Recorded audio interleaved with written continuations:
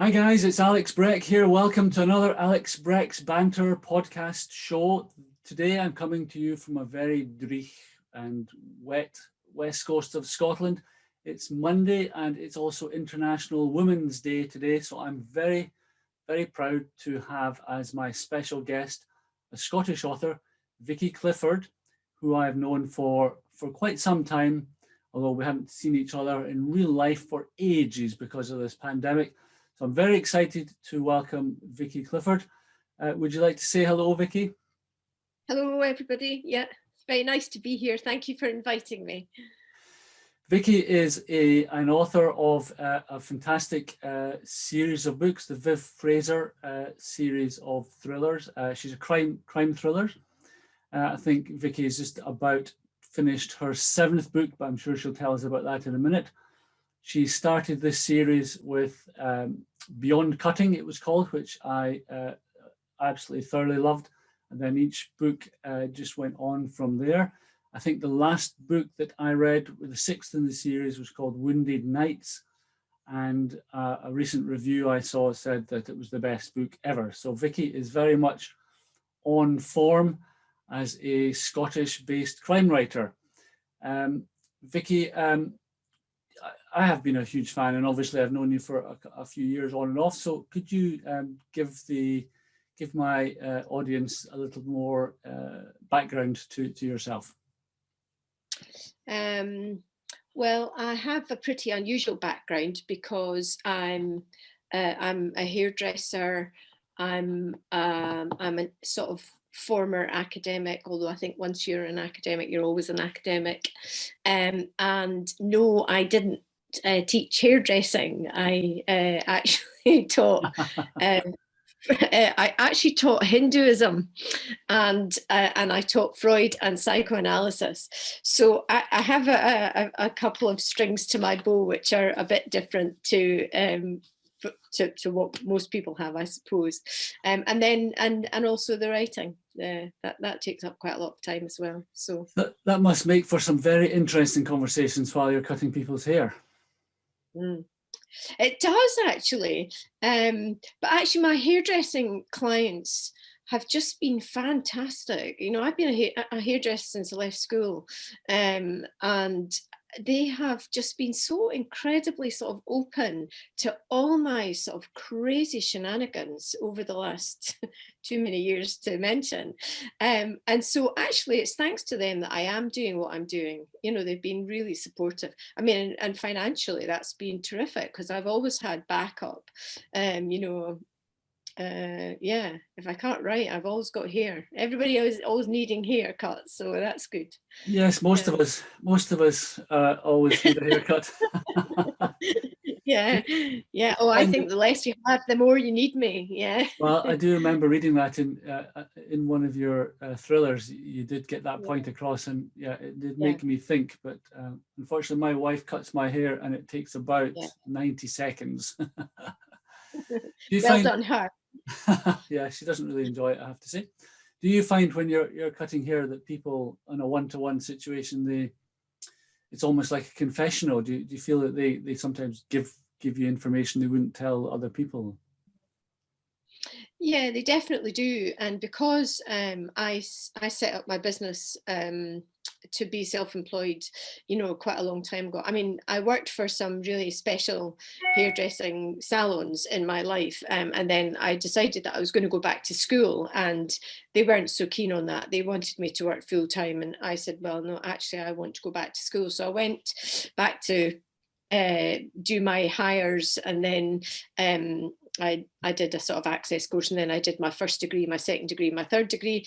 And so yeah, and my third one was about psychoanalysis, and so I was kind of used to people always saying things to me like, oh, I bet you know everybody's secrets and all that kind of thing. Now that's slightly more difficult in a salon because when you switch the dryer off, you're usually yelling.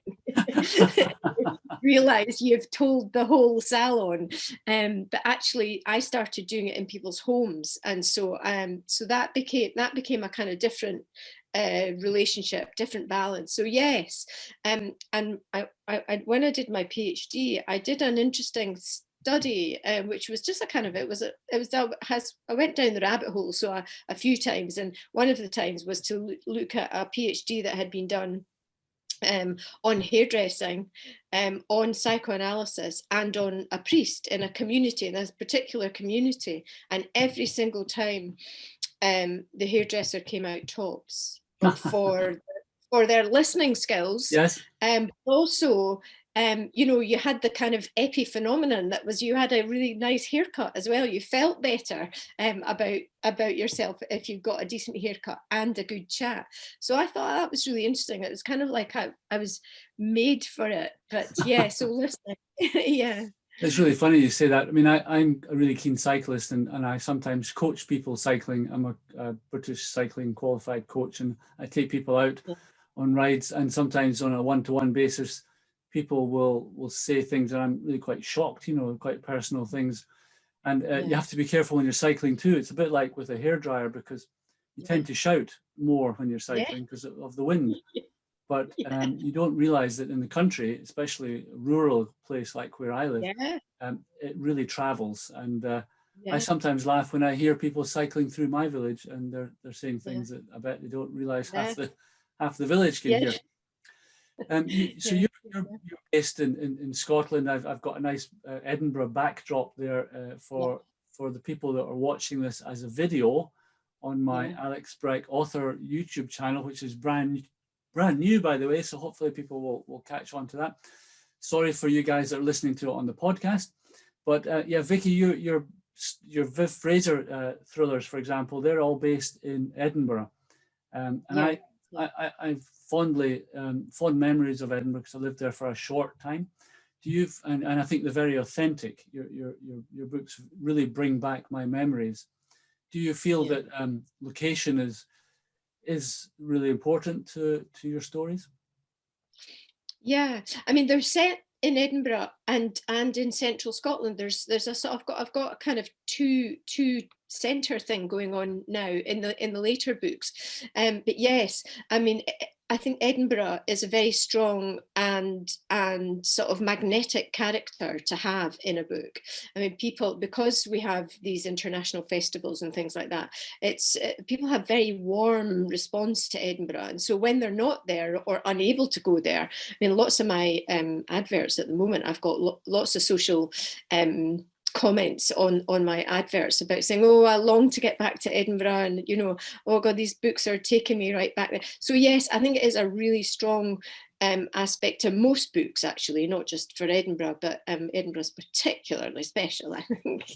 I think you hit on a winner there. I mean, I live on an island on the west coast of Scotland. It's very remote, and I like to use the Highlands in my stories as much as possible, even though most of my adventures are international. But I probably didn't hit on a winner by basing my main character on a mythical Scottish island, so it doesn't actually exist. However, hopefully people will understand that it is based on little bits of real Scottish islands. But yes, Edinburgh is a fantastic location, and obviously you've got other very famous authors who have based their works in Edinburgh too. So I think that was a very clever idea. Do you think Scotland as a whole is a popular, holds a special place in people's hearts? Yeah, I definitely do. And actually, I think that I live, I'm very, very lucky to live where I live. It's and we actually have an Outlander location. And so actually it's fantastic. I mean, it's been unbelievable in our village, the amount of people that have been coming to Doon Castle, and, the cafes just can't make enough cappuccino and all. I mean, it has been extraordinary that, and that, Diana Gabaldon's books did that. They did that, and I think that is an incredible thing to be able to do. Long for Viv Fraser to get like that. That'd be pretty cool. Well, you never know. Maybe people will be coming to do that, looking for Viv Fraser locations. It is actually becoming a thing, the locations thing, because I know that lots of cities and lots of areas now have picked up on that idea of doing tours around books that are located. So, you know, Walter Scott tours, Robert Burns tours, you know, other crime writing tours. I mean, it's become a thing. So yeah, So there's hope for Vicki Clifford and Alex Breck. There is, yeah. We'll keep Yeah. our fingers crossed. What do you think? Thinking of your Viv Fraser sleuthing mysteries, what do you think it is about Viv Fraser that really attracts people? You know, she's a very strong lead character. Yeah. Especially today on International Women's Day. Sorry. Yeah. I mean, I think partly because she is an interdisciplinarian. I mean, she because she has different strings to her bow. Nothing autobiographical about that, but yeah. So she does have all these things that she can do. She's not just one thing, and I think lots of people in their lives are like that now. That, you know, the days of being, you know, in the civil servant from the cradle to the grave are pretty much, you know, a rarity now. There might be some people out there who have had that, but I think that most people are actually doing a bit of this and a bit of that. So I think that that's people like that, women particularly like that. My demographic is very, very strong. My readers are very strong and they're very vocal. And that's terrific if you know, to actually get that. It's taken a while. I remember reading about another Scottish writer who was about to give up, you know, and then he wrote book 7 and it just took off. And I can feel how much warmer my work is being received now. The reviews are a lot different now. So that you know, book 7 is just about to come out, so that kind of feels like it does take a while for your visibility to get sort of out there. And so yeah. I think the key is you know, you're consistent as well. I mean, you've been very consistent. Did you not have some considerable success recently with one of your titles? Yeah, I mean, it has actually. Beyond Cutting went to #1 on the Amazon charts just last month, and actually it's quite interesting because, I mean, the thing about things like that is that it's so fleeting. You know, if you blink, you've missed it. So get the screenshot. Get the screenshot. I know. I've got 500 screenshots waiting for it to shift from #2 to #1. Then it happens you've gone to the loo or something. So yeah, no, it did happen. It did go to #1, and actually, it went. It was kind of up and down the top 10 for about a week, and that was really, really encouraging. And actually, what happens when one of the books does that, it does just mean that people talk about it a bit more, and then you get read through. So my other books are all kind of much warmer as well to other people. They're finding them more easily as well. I mean, you're very modest. I have to say, you're very modest. Does it not also does it not alter the algorithms for people like Amazon, and your books get suggested more often? Yeah. Yeah.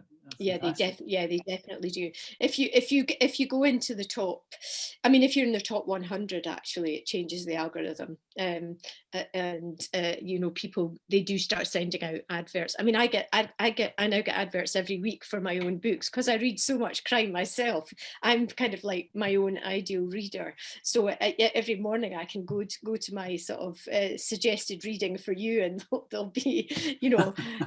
All of my books are in there, which is really sweet, actually. I presume it was deliberate to target the first of your series. Yes, I mean, you really only advertise the first in series, and then that way if people like it, then they read through. I mean, we live in a culture of binging, and we're either binge reading or binge watching telly or whatever it is.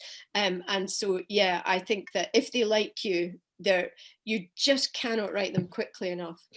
I remember being at a reading. This was years and years and years ago. I was at a book signing, and I was getting my crime novel signed, and the author just said, you know, take your time with it. It takes me a whole year to write this. And he said, you know, by tomorrow morning, there'll all be people writing whether they liked it or they didn't like it.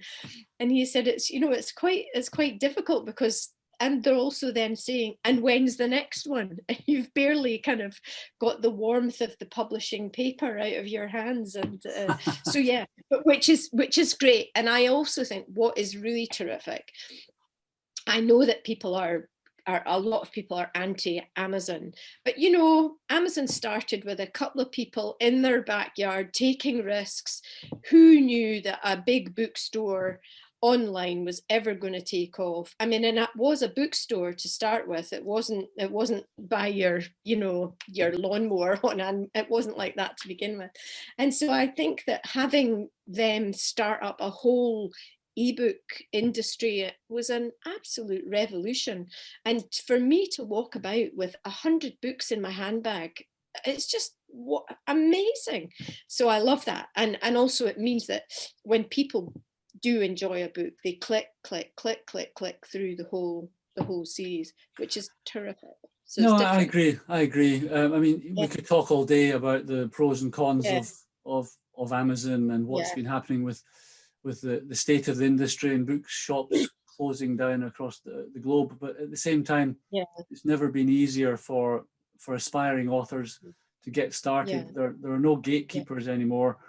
You know, back in the day, I mean, I know you published a non-fiction, you know, an academic text originally, which probably would have given you a foot in the door with traditional publishers anyway. But for ordinary mortals, you know, like myself, I might have been writing books for 10 years and sending them off to agents and just sitting in a slush pile. And, you know, I might have got disheartened and never got going. And you know, whereas the quality isn't always there with ebooks, you know, for sure. It has also given the majority of authors the chance to get going. So yeah, I'm a huge fan. I think, you know, there's so much potential in the world today because of the internet. I'm a huge, you know, I'm vaguely entrepreneurial as well in my background. So I think good on you. So I had a hint. I heard a hint there that you've got another book just about to come out. Is that right? Yeah, book 7's just gone off to be formatted today. And actually, I've written 1,000 words of book 8 this morning. So how about that? I mean, fantastic. Yeah, snow off a dike. Was that because you knew you were coming on this show today? Yeah, no, I thought I better get my act together, start getting some words on a page. So can you tell us anything about book 7, or is it top secret at the moment? Yeah, I mean book 7, Viv has quite a lot of really, I think, interesting adventures. And I picked up a story, I think it was last year, when, you know, Boris Johnson was going on and on about building a bridge from Port Patrick to Larne, and I just thought, what a nutcase he is. So that's Scotland to Ireland, isn't it? Yes. Sorry for the lovely Tory people out there, who I think there are lovely Tory people as well. But I think Bojo has lost the plot if he thinks that he can you know, build a bridge from Port Patrick to Larne over Beaufort's Dyke, which is a massive trench in the Irish Sea used as a dump during World War II, at the end of World War II, when we were decommissioning all our arms. That's where they went into the what Irish could possibly go wrong? I know. So actually, I like having sort of things like that I see a story like that and I hook it, and I think, I wonder if I'll ever get a chance to write about something like that or include it. And then I do. I obviously it's wider than that, but that was my kernel for book 7. Yeah. Excellent. Yeah. Right. Have you got a title in mind? Yeah, it's called At Sea. At Sea. Yeah, it's called At. Fantastic. Yeah. And that's coming out in the next few months. No, it should be out. I've got a publication date for the beginning of April for that. Okay. So I'm waiting for my book jacket to come. back from the designer, and that's always a kind of bit of a nail-biting sort of experience. But actually, I've got a really good guy who lives up in Tarland in Scotland, and he used to work for, you know, the Big Five, and so he knows what he's doing. And yeah, so fingers crossed that I'll get that in the next couple of weeks. That is very exciting. I love that stage of a book. It's very, very good. Yeah. When you're not writing, what kind of books do you like to read? Well, as I said, I'm a big crime fan. I'm a binger. You know, I find a series and I read like most other readers now. I just, you know, I sit down and I read the whole canon. So yeah, I've just recently read a guy called David Blake, who's an indie. He's from well, I'm guessing that he lives somewhere like Norfolk, because that's where they were based. I've just read all of the Ellie Griffiths. They're also in Norfolk, so I'm having a wee time in the Broads, which is really nice. I'm traveling from the comfort of my armchair, and I think that's one of the brilliant things that books do. Actually, they give people a chance to be somewhere else, you know, from the comfort of their own homes. And during the pandemic, I think it's been an absolute lifeline for a lot of people to do that. Yeah, absolutely. We can't go anywhere physically, but we can go anywhere in our heads. And I'm sure. I think book sales have gone up. I think despite the fact that people can't go out to shop, I think obviously online book sales have gone through the roof. I think that's right in saying that. And I'm sure, you know, we should all be getting grants from the government, you know, because we're helping people's mental health. I'm sure of it. I'm sure. I think that's right as well. Actually, I recently read Matt Haig's Midnight Library. That was a beautiful book. It was really nice, and that you know, he's one of those guys who has had a breakdown himself. He understands it, and so the nuance of that kind of balance of, you know, every day is a changing day, and you know, mental health isn't ever going to go in a straight line. It's you know, the peaks and troughs of it are actually what make it really difficult. So and as somebody, I have a psychoanalytic background, so I kind of understand that. It's that just the wonders of bringing a book to actually ease that is just fantastic. So yeah. Very interesting. I mean, you've taught at the university in Stirling, is that right? Yeah, well, actually, I taught at Edinburgh first in anthropology and religious studies. I taught there first, and then I got an opportunity for a teaching fellowship at Stirling, and so they were looking for an expert on Hinduism, and I'd kind of taught a whistle-stop tour on world religion, so I knew a bit about Hinduism. But so I spent 3 months really buckling up and doing some serious work on that, and I got the post. So that was an interesting thing for me to do. It really did expand my horizons. So yeah, but I really, my passion is Sigmund Freud. That's what I wrote my PhD on, and it really, I was hoping for a way in the door at Stirling, and they gave it to me. They were very good. I really was grateful to them. So I did get to teach Freud as well. So that was good.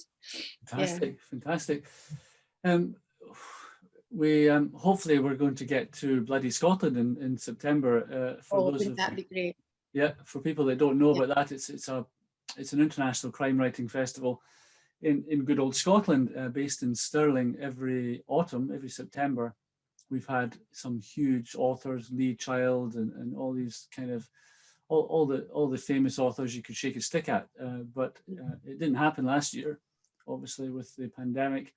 We're hoping it'll happen this year. I think you'll definitely see me there in September, hopefully.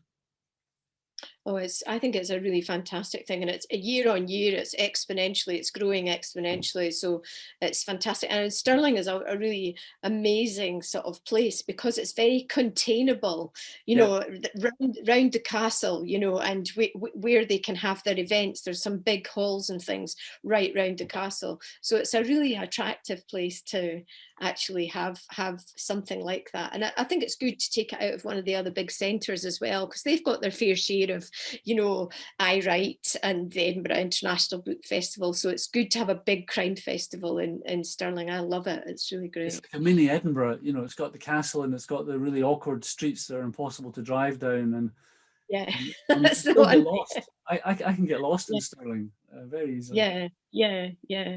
Nothing like a one-way system. Oh, absolutely. The last time I went to bloody Scotland, I went to the crime writing masterclass on the first day, and I actually abandoned my car after driving up a one-way street the wrong way in front of a police car, and I just abandoned it. And the policeman just stood there and he just shook his head. I wondered if he knew I was a crime writer, and he just thought, okay.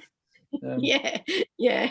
Just leave him to it. Yeah. So we can't really travel anywhere at the moment, unfortunately. But if you could go anywhere right now, you know, if you could go abroad right now, for example, where would you go? I probably wouldn't go that far abroad. In sort of literary terms, abroad means to just leave your own county, doesn't it? So I think I would probably go somewhere like I might go to Norfolk, actually, because I've been reading about it. I kind of think, it'd be quite nice to have a wee canal holiday, or, you know, something like that. But yeah, I mean, I love Italy. I'd love to go back to the south of Italy. I'm a big archaeology fan, so you know, I've been to Pompeii and Herculaneum and things like that, but to actually revisit that, because they're opening up other areas of that, they keep finding more and more and more. So, you know, I might do something like that. Yeah. Fantastic. Yep. No, that sounds good. I think, because I think maybe living in the Highlands of Scotland, we are quite parochial. I think probably for people in my community, just going to Campbelltown would be considered to be abroad. I got married at Saddle Castle. Did you really? Yeah, at Saddle. Yeah. Oh, have you got family from there, or? No, not at all. Not at all. I just thought we were going to have a tiny wedding, and just sort of like just more than a dozen of us or something like that. And I thought, well, we could go somewhere really lovely, and so we went to Saddle Castle in February. I mean, what a location, actually, for a book. Beautiful. Yeah. I've actually got a book that's set there, sitting in a drawer, probably never going to see the light of day, but I really enjoyed writing about it. It's such a beautiful part of the world. Yeah. Never say never. Yeah, I know. Yeah. It's funny. I mean, I'm not from the Highlands originally. I've lived up here for 25 years now.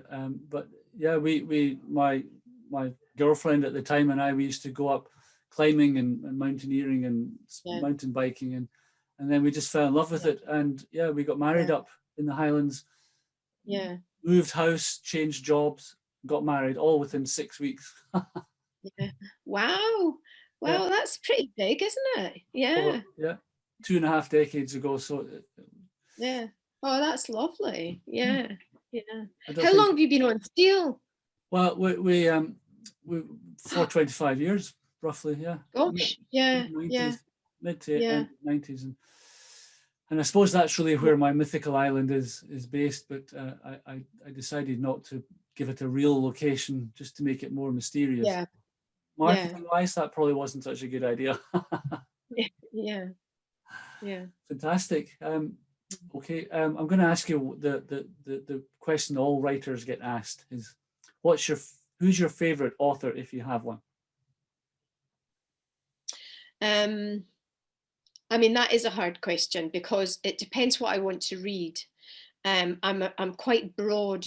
I'm quite a broad reader, and I mean, my go-to writer, if I'm feeling lousy, I would read Jane Austen, and I read her every year, all 5 every year, and I think that, I mean, she was so fantastic at attention to detail, and in her small community, it's just she was very, very clever. So that, I love Jane Austen, but I mean, so many crime writers. I've just read a couple of Denzel Merrick, based in Scotland, and really enjoyed them, you know.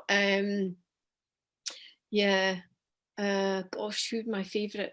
Oh God, no, you can't pin me down on that one, I don't think. Well, I think we'll go with Jane Austen today, seeing as it's International Women's Day. That's a good one.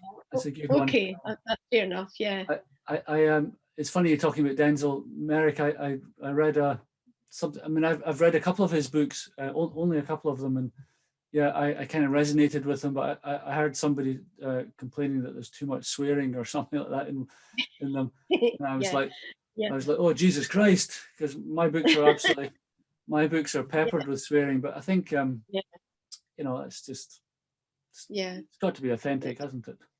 Yeah, it's an interesting question actually, because I've had a couple of people ask me on my adverts whether they are whether my books are sweet and clean. Now, those are not terms that I would ever be familiar with, and so I just think there obviously is a market out there for sweet and clean crime. Yep. I'm not your girl for that. I'm definitely not your girl for that. I'm glad to hear it. But I think it is quite interesting that there's definitely a market, and certainly in America, I think it's a bigger market. Yes. Yeah. Well, I've got a very good friend who's a successful author who doesn't have any swearing in her books. Yeah, yeah, Quite a moral stance, even though they're yeah, about people getting murdered. yeah, Yeah, yeah, there's a market for it. yeah. I'm more down the Christopher Brookmeyer kind of way that I Oh, like. yeah, I think a good swear makes you feel better, and it can be funny. Um, yeah, it's yeah. just horses for courses, I suppose. Really. Yeah, yeah. I mean, if you whatever language you're using and that people think is bad language, they haven't read Shakespeare. Well, exactly. You know? So actually, he was the originator of all of those terms, and sort of even earlier, people even earlier. But he used them as a matter of course. So I think that it depends on your attitude to them, doesn't it? If it actually is, and if it's for emphasis, then there's nothing quicker than one of those. Yeah, Exactly. yeah, I did a little bit of teaching over in the mainland before the pandemic a couple of years ago. I taught crime writing for a little while at the local college, and yeah, we're talking about swearing, and yeah, Christopher Brookmeyer just happened to be coming up to it was Oban on the west yeah, coast of Scotland. It was the nearest place to us on yeah, a book tour, and I said, "I'll tell you what, guys, I'll take." It was the tickets were free. I wasn't yeah, being that generous. I said, "I'm going to take you yeah. all to see Christopher Brookmeyer," and yeah, his language was very fruity, Colorful, and colorful. but they loved it, and this were Yeah, people that they weren't sure if they liked swearing, but they yeah, absolutely loved it, and so yeah, yeah, yeah, yeah, excellent. So if you've written 1,000 words today, so you're a prolific writer, I would say. I wish I could, be as consistent as that. I think you're way ahead of me. But if you're not writing, when you're not thinking about writing, you're not reading, you're not researching your books, and you're not actually yeah, writing them, what do you like yeah, to do, Vicky? yeah. Well, I mentor quite a few people. And I know that sounds really fancy, but it's really just if somebody's got something that they want to run by me, they'll send me half a dozen chapters or something like that. So I do a bit of mentoring. So this morning I've fed back to 4 different authors this Wow. morning. And just, I mean, one of them I did 3 quite dense chapters, another one just 2 chapters, and then another one was a poem. So yeah, I enjoy doing that, and that's really kind of enriching, and it kind of feels like you're collaborating with other writers. I like doing that. So that's one of the things I do. I'm very lucky. I live in a really beautiful place, so walking is just great. We've got lots of space around us. I live right on the River Teith, and I've got a view right down the river. It's just great. Beautiful. So I can get out and about. And in the from the springtime, I spend a lot of time cutting grass. So I've got quite a lot of grass. So yeah, I spend a lot of hours doing things like that, and making food, because we grow a lot of our own food. That I make quite a lot of food. So yeah, stashing the freezer full of I mean, all sorts of things. Yeah, I really enjoy doing that. It's nice. No, it sounds like you've got a very similar lifestyle. We're very rural where we live, and I think it's so far from any shops and civilization that you need to have about 3 freezers to survive. Yeah, that's right. I know, and hope the Fantastic. electricity doesn't go off. Well, yes, just don't open the freezers. And you're safe. Yeah. So it'd be really good talking to you. I could talk to you all day, to be honest, Vicky, but I thought we'd try to keep this to 45 minutes or so. Okay. How would people get in touch with your books if they wanted to get hold of them? What's the best place to find your books? I mean, the best place to find them is on Amazon. You can get them on Amazon, and you know, other retailers sell them through Amazon as well. So if you're a Kindle reader, Amazon, and actually they're available in KU as well. So if you've got a Kindle Unlimited membership, you can read them all on KU. I keep seeing people saying, "Oh, you can read them for free," but it's not for free because you've paid your KU membership. So so they're not. But yeah, they're there. So yeah, that's certainly the easiest way. I mean, my local shops have all got them as well. So if anybody's in and around Doon, they're available locally. I think we should get a sub from the Scottish Tourist Board, really, to be honest. Yes, I know. And certainly, I don't know if I mentioned there is that a website called Trip Fiction, and I've got all my books on Trip Fiction, because people who are going to travel or just feel like they want to travel from the comfort of their armchair, you can go to tripfiction.com, and there's a whole loads and loads of books that are set in particular areas, very specific areas. So if you type in Doon, my books would come up. In Edinburgh, my books would come up. Yeah, so that's a good thing for listeners as well, if you want to try something like that. Great way to plan your holidays as well, just go book series to book series. No, that's a great tip. I'll have a look at that. And yeah, please come to Scotland, everybody. Please come to Scotland, but just don't come right now. I think that's got to be the message. Well, thank you very much, Vicki Clifford, for being my guest on the Alex Breck Banter podcast show. It's been great talking to you. And I can't wait to hopefully meet up again.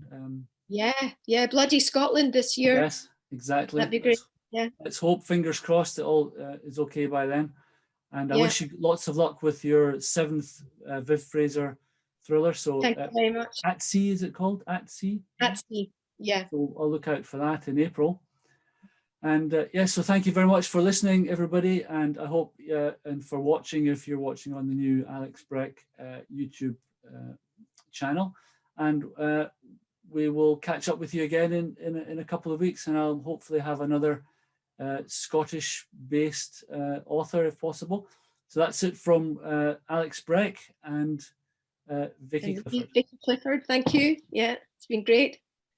Thank you now, guys. Bye-bye. Bye now.